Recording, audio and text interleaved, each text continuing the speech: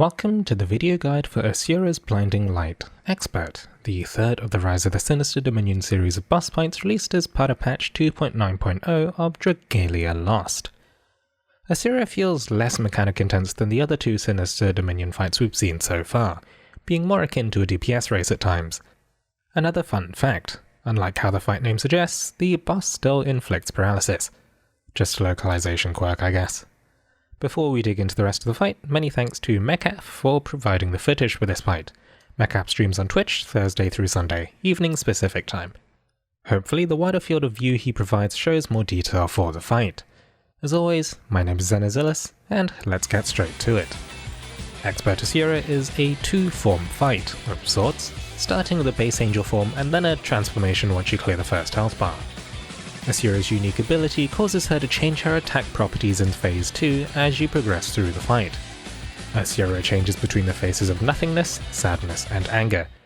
The first two masks cause Asura's attacks to inflict the Curse Nihility and Creep and Corrosion debuffs respectively, while the face of anger causes Asura to periodically buff her strength by 20%. It doesn't change up the fight too much in a standard clear, though some mechanics such as stack markers may be harder to survive in the final phase. As always, we see the Sinister Dominion staples of Creeping Corrosion, a damage over time effect that's nullified by healing, and Curse of Nihility, nullifying the effects of buffs on adventurers and preventing buffs from being applied for its duration. Creeping Corrosion is much weaker in Asura compared to the other Sindom fights, being healed by even the small burst of healing present on most regen heals. As with other endgame fights, certain mechanics and attacks will be skipped or repeated based on phase progression and remaining hit points. Asura begins the fight as Fallen Raphael, who has a moveset of telegraphed and untelegraphed dashes and punches. After a few rounds of this, Raphael summons Enlightenment Orbs. These targets periodically shoot projectiles. Destroy these red orbs to gain stacks of a unique strength buff. However, these buffs also prevent healing on hit effects such as some of Erica's Lifesteal, Heinwald's S1, Veronica's S2, and so on. The healing prevention isn't a huge deal as the healing required in this fight is pretty low due to the reduced healing required to handle corrosion, so prioritize stacking these strength buffs to accelerate the rest of the fight. After the orbs comes Celestial Fulmination. Raphael teleports to the middle of the arena and presents a weak point. Clear this before the timer expires. You'll have an easier time with this if you cleared the orbs before to gather some strength buffs, and you'll notice that this pattern repeats itself through the rest of the fight. Additional orbs will flash up for short periods of time while this point is active, so clearing those before they disappear will help speed you through the rest of the phase. After this is Incandescent Invocation. Raphael spawns a ring that causes damage over time, as well as a set of 4 projectile firing orbs around the arena. Clear the orbs for more buffs. Alberius is particularly good at sweeping the arena with his S2, though a Gala Muscular Skillshare can also play a similar role. The damage over time ring is Dread Telegraphed, which means you can roll through it with no issues, only taking damage when you stand still. After that, mechanics will repeat until you clear the first phase. Phase 2 starts with Asura in the middle of the arena. Asura is entirely immobile, but don't let that fool you into thinking the fight is simpler as a result. Mechanics here can throw out a dozen telegraphs at once to keep you on your toes. After transforming, Asura casts Strength Suppression. This wipes all of your unique strength buffs gained by destroying orbs, and will be recast whenever you push past HP checkpoints and Asura changes her mask. After this, Asura casts a purple Pinwheel AoE. Simple to avoid now, but it'll soon be combined with other mechanics. Following this is Karmic Liberation. Asura casts a slow charging red telegraph in the middle of the arena, flanked by Enlightenment Orbs coupled with purple telegraphs of their own. Destroying the orbs removes the purple telegraphs and grants you strength buffs, so try and clear those for both safety and for more DPS afterwards. Soon after, this is followed by a series of bombs. A set of 4 AoEs drop on each player.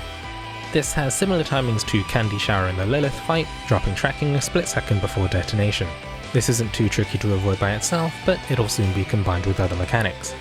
If you happen to get hit, try to avoid air bracing, as that'll lead you to eat subsequent hits.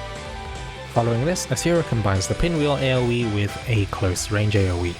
This leaves 4 safe spaces to retreat into. Dive into them if possible, or eat a moderately damaging hit. Not the end of the world, just a bit inconvenient.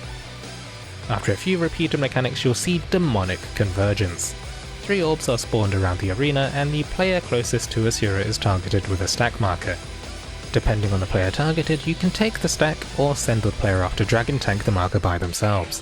It's generally easiest to tank the marker directly under Asura so that melee DPS can keep uptime, as long as you clear the orbs to ensure a safe space is created. After this, you'll see Divinity Slayer. Essentially a repeat of Celestial Fulmination from Phase 1, Asura presents a weak point while orbs pop in and out of the arena and AoEs land everywhere. The weak point here is anything but, however. You'll want multiple stacks of strength buffs to be able to clear this with ease.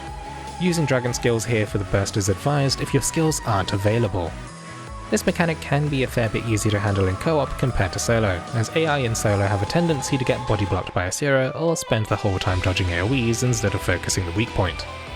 After that, you've seen most of the troublesome mechanics. You'll see more unnamed purple AoEs, orbs popping in and out of the arena with red and purple telegraphs, and likely one more Divinity Slayer before you manage to bring Asura down, but otherwise the fight boils down to clearing orbs for strength buffs to blow up weak points, then bashing on Asura during lulls in mechanics. A small note. The breakable part in Phase 2 are the wings. These will grant Dragon Gauge and a 10% permanent defense debuff on the boss once it's broken. Break it as soon as possible, but also when convenient. Prioritize orbs first. When it comes to mistakes in this fight, well, Asura feels pretty forgiving. Prioritize clearing convenient orbs and don't try to cheap out when targeting weak points, and you should be okay. I'd also recommend not leaning too heavily on Poison and Shadow Blight Punisher abilities, and Wormprints unless you have someone using Full Noel or Halloween Melsa skills to reduce the boss's resistances, as they start at 60 in the first phase and 80 from the second phase, causing Shadow Blight Punisher to fall off pretty quickly if the applications aren't managed. When it comes to team compositions, there's a surprising amount of variety this time around. The go-to healer this time around seems to be Summer Verica, a spammable regen heal with overdamage, a shield, and probably something else I've forgotten, as well as Strength Amp on her ass too. She gives the team a lot of staying power and the ability to shrug off the bumps and scrapes that you'll probably eat throughout the fight.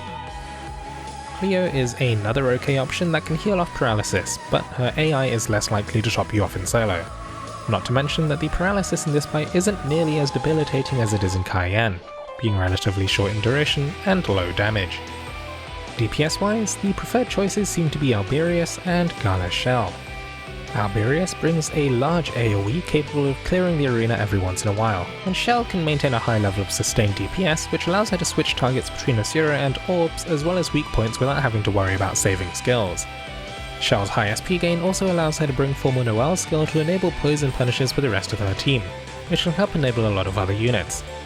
That's not to say there aren't other viable adventurers either. With poison resist debuff support, adventurers such as Gala Alex, Delphi, Summer Patia, Ieyasu and Veronica start to benefit, amongst others. And Natalie has the unique ability to cleanse herself with debuffs, Curse of Nihility included, which is leveraged in cheese clears to blow through Expert in 30 seconds. It's a pretty execution and stat heavy clear however, so it's not for everyone. As long as an adventurer doesn't lean too heavily on buffs, Natalie and Vanu excluded, they can probably be pushed through Expert Asura. If you have further questions, feel free to leave a comment or pop by my Twitch streams. I stream Wednesdays and Saturdays at 9:30 PM BST. As always, take it easy, stay safe, and I'll see you next time.